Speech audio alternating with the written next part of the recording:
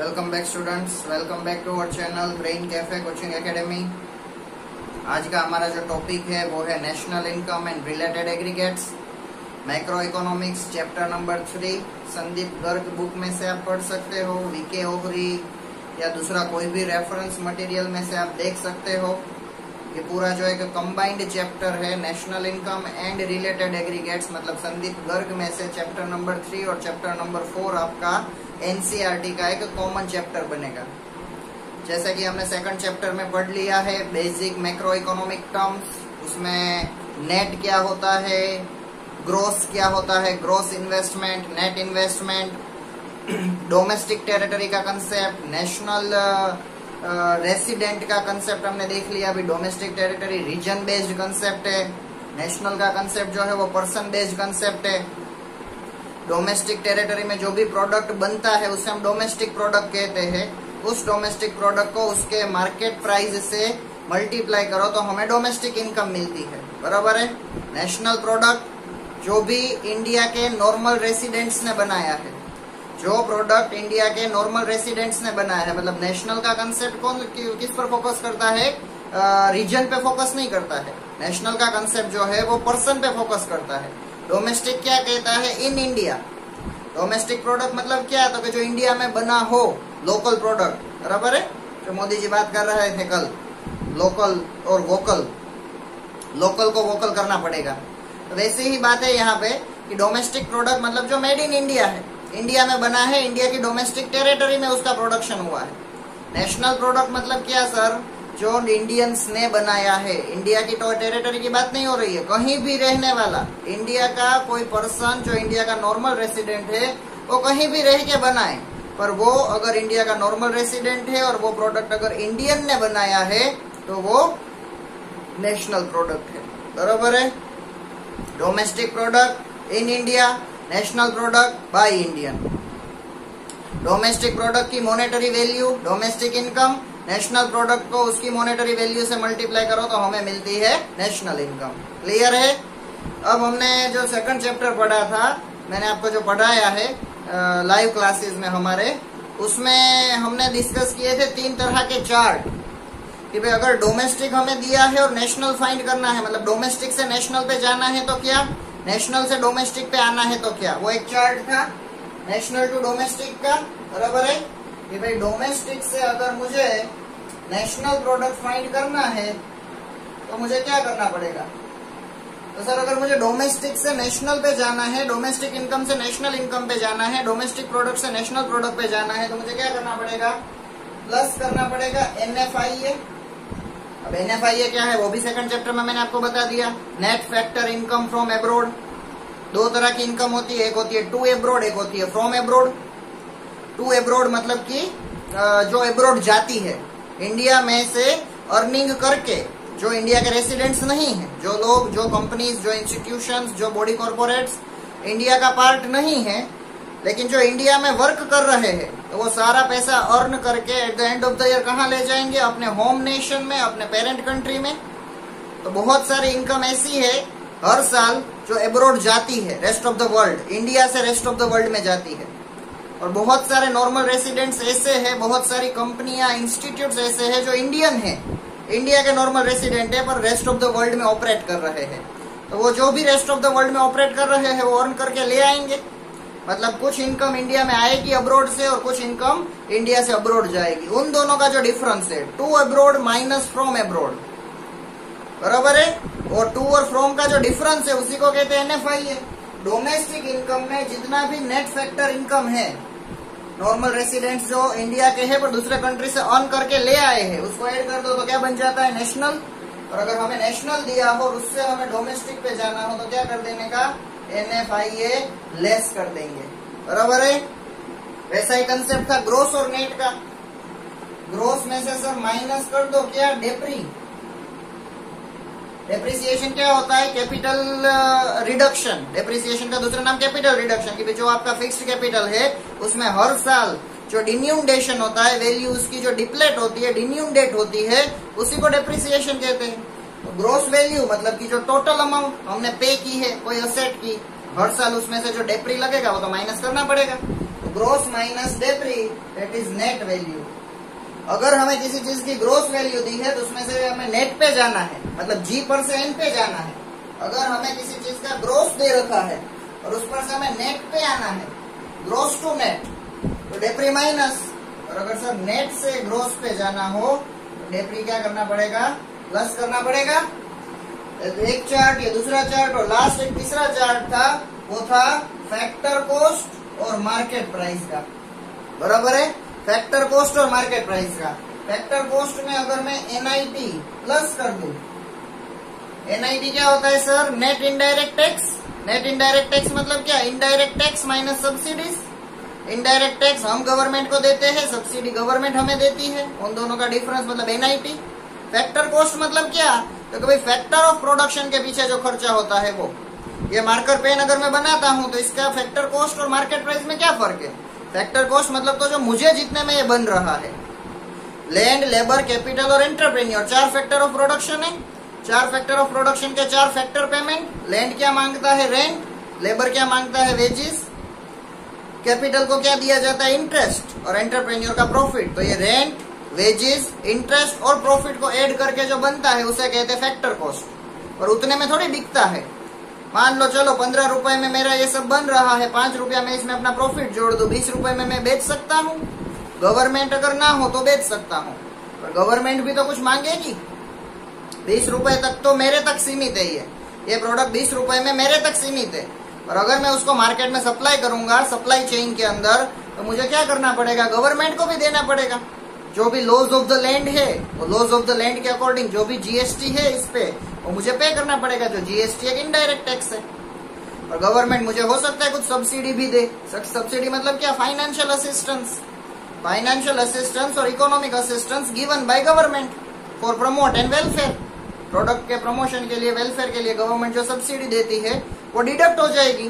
तो ये factor cost में इनडायरेक्ट टैक्स ऐड होगा, सब्सिडी अगर कुछ मिल रही है तो वो लेस होगी।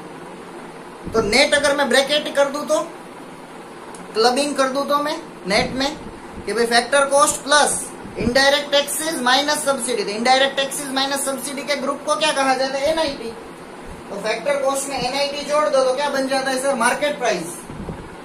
और मार्केट प्राइस से फैक्टर कॉस्ट पे जाना हो तो एनआईटी क्या करना पड़ेगा, लेस करना पड़ेगा। तो ये chart number 1, chart number 2, chart number 3 आपको हेल्प करेंगे ये 8 एग्रीगेट्स को समझने में। National income and related aggregates chapter का नाम है।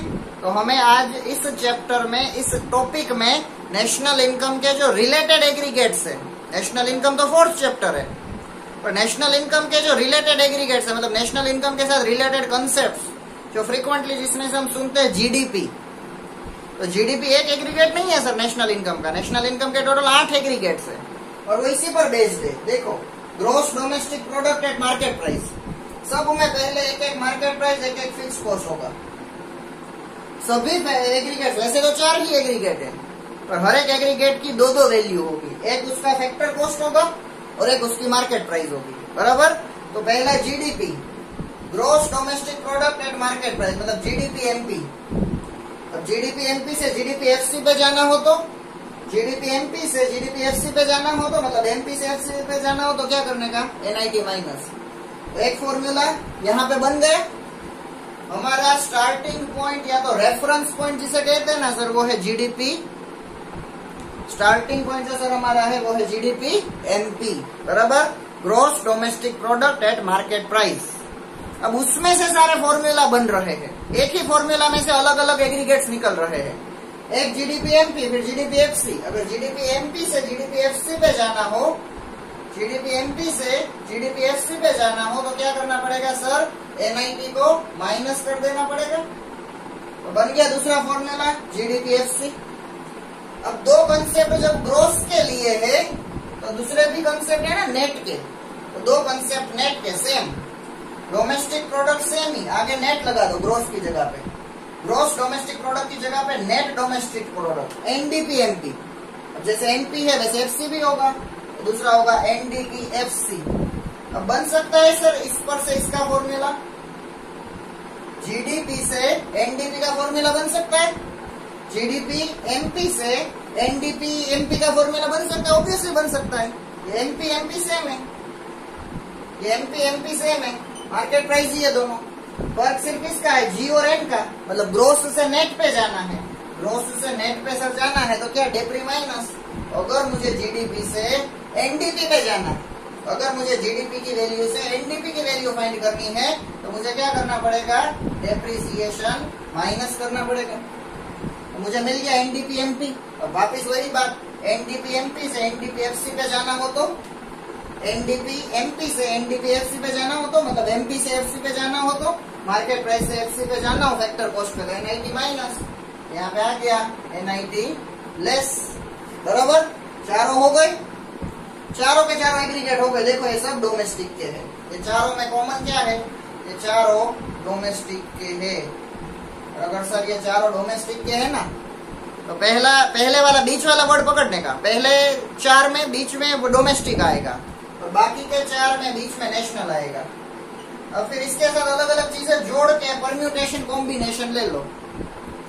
अब दो दो ये भी है, दो अलग अलग वेरिएबल ये भी है, एमपीएफसी और दो वेरिएबल ये भी है, ग्रोस नेट।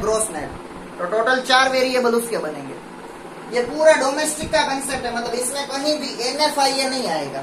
डोमेस्टिक में एनएफआईए नहीं आता ना, डोमेस्टिक में एनएफआईए नहीं आता। एनएफआईए कहाँ आता है, नेशनल में। अब एनएफआईए का रोल आएगा, अभी तक डोमेस्टिक था। बराबर, अब आता है ग्रोस नेशनल प्रोडक्ट। डोमेस्टिक की जगह पे क्या गया, national. Gross national product at market price, GNP MP. बराबर है। अब मान लो मेरे को ग्रोस डोमेस्टिक प्रोडक्ट है, ये मेरे पास है जीडीपी एमपी, और मुझे उससे यहाँ पे आना हो तो समझना अच्छे से, मेरे पास क्या है, जीडीपी एमपी है जो मेरा रेफरेंस पॉइंट है, और जीडीपी एमपी से मेरे को जीएनपी पे आना हो तो, मतलब जीडीपी एमपी, चलो एमपी एमपी सेम है, उसका कोई चेंज नहीं है। जीजीबी सेम है, ग्रोस। और किसका है, डी और एन का। डोमेस्टिक से नेशनल पे आना हो तो सर जीडीपी एमपी मतलब ग्रोस डोमेस्टिक, जीएनपी एमपी मतलब ग्रोस नेशनल। डोमेस्टिक से नेशनल पे आना हो तो क्या करना पड़ेगा, एनएफआईए प्लस। अगर सर मुझे जीडीपी एमपी से जीएनपी एमपी पे आना पड़ेगा तो क्या करना पड़ेगा, NFIA net factor income from abroad plus करना पड़ेगा। मिल गया मेरे को, जीएनपी एमपी मिल गया। अब यहां से चेन बनाओ, जीएनपी एमपी से जीएनपी एफसी पे आना हो तो वापिस वही सब सेम, एमपी टू एफसी। अगर एमपी टू एफसी जाना है सर तो क्या करना पड़ेगा, एमपी टू एफसी जाना हो तो एनआईटी माइनस। चलो एनआईटी माइनस हो गया, पहले दो बन गए ग्रोस नेशनल के। अब नेट, पहले दो को ग्रोस का चांस दिया है तो अब नेट का भी तो देना पड़ेगा। तो मान लो मेरे को इससे जीएनपी एमपी से, अगर मेरे को जीएनपी एमपी से एनएनपी एमपी पे आना है, जीएनपी एमपी से एनएनपी एमपी पे आना है, मतलब एमपी एमपी से एनएनपी से बीच वाला, एनएफआईए का कोई रोल नहीं, दोनों ही नेशनल है। फर्क सिर्फ किसका है, जी और एन का। ग्रोस से नेट पे आना है तो सर देखो यहाँ पे, अगर मुझे ग्रोस से नेट पे आना है तो क्या, डेप्री माइनस, यहाँ पे मैं माइनस कर दूं डेप्रिसिएशन। और लास्ट, अब ये मिल गया, अब उस पर से इस पे आना है, एनएनपी एमपी से एनएनपी एफसी। एनएनपी एफसी का देखो दूसरा नाम क्या है, नेशनल इनकम। और वैसे यहाँ पे एनडीपीएफसी का दूसरा नाम क्या है, डोमेस्टिक इनकम। पहले वाले ग्रुप, दो ग्रुप है यहाँ पे 4-4 के, पहला ग्रुप डोमेस्टिक का, दूसरा ग्रुप नेशनल का। पहले ग्रुप का लास्ट, पहले वाले ग्रुप का लास्ट मतलब एनडीपीएफसी डोमेस्टिक इनकम, दूसरे वाले ग्रुप का लास्ट एनएनपीएफसी नेशनल इनकम। यही सर हमें कैलकुलेट करना है 4th चैप्टर में। ये 3rd चैप्टर में ये 8 चीजों के बीच में खेलना है, 8 चीजों के बीच में हमें सारा खेल करना है। एक आपको दिया होगा, कोई भी इसमें से कोई भी एक दिया होगा और दूसरा पूछा होगा, तो रिलेशन बना सकते हैं, क्यों नहीं बना सकते। ये 3 चार्ट अगर आते हैं ना सर, ये 3 चार्ट अगर आते हैं, कोई भी न्यूमेरिकल सोल्व कर सकते हैं। और इस चैप्टर में सिर्फ न्यूमेरिकल्स ही है, इसी टाइप के न्यूमेरिकल। डेप्रिसिएशन दिया होगा, सब्सिडी दी होगी, इनडायरेक्ट टैक्सेस दिए होंगे, income from abroad, income to abroad दिया होगा, और फिर एक कोई भी एक इसमें से रेफरेंस पॉइंट दे दिया होगा, कोई भी है। क्या ऐसा है कि जीडीपी से ही सब फॉर्मूला बनते हैं? नहीं, किसी का भी किसी के साथ रिलेशन बन सकता है, किसी भी फॉर्मूला का किसी के साथ रिलेशन बन सकता है। लास्ट वाला रह गया हमारा, इससे मुझे एनएनपी एमपी से एनएनपी एफसी पे जाना, मतलब MP to FC, MP to FC मतलब एनआईटी माइनस। ये तो मैंने आपको कुछ कुछ के ही रिलेशन बताए, यहाँ पे प्लस माइनस करके हर एक के बीच में फॉर्मूला बन सकता है। उसके लिए सिर्फ रिक्वायरमेंट क्या है, आपको ये 3 चार्ट पता होने चाहिए, D2N, G2N, FC2MP। ये चार्ट अगर सर समझ आ रहे हैं, और वो भी रटना नहीं है, समझना है कि ग्रॉस और नेट के बीच में डिफरेंस क्या डेप्री, डोमेस्टिक और नेशनल के बीच में डिफरेंस क्या NFI है, FC और MP के बीच में डिफरेंस क्या NIT। ये अगर आपको आ जाए, इसका डायरेक्ट वर्किंग और रिवर्स वर्किंग, तो आप ये 8 के 8 एग्रीगेट के न्यूमेरिकल सोल्व कर सकते हैं। बराबर है। आज के इस लेक्चर में, आज के इस कंसेप्ट में हमने ये बेसिक फॉर्मूलाज देखे और एग्रीगेट्स देखे। नेक्स्ट वीडियो लेक्चर में हम इसके न्यूमेरिकल सोल्व करेंगे। तब तक के लिए इसकी प्रैक्टिस करें, ये जो फॉर्मूलाज है वो खुद बनाने की कोशिश करें। And we are ending this lecture over here. Thank you very much.